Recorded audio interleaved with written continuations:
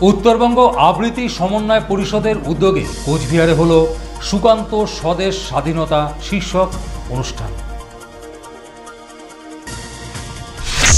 প্রবল তাপদাহের পর সিক্ততার বৃষ্টি, আর এরই মাঝে হলো এসএসসির পরীক্ষা। কিছুটা আশার ঝিলিক যুবক যুবতীদের মধ্যে।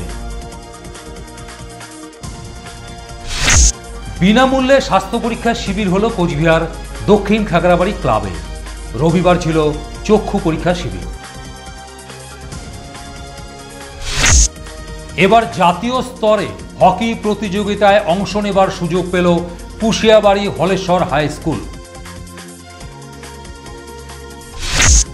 বিভিন্ন কর্মসূচির মাধ্যমে যুব উৎসব সংগঠিত করল এসইউসিআই নিয়ন্ত্রিত যুব সংগঠন ডিওয়াইও।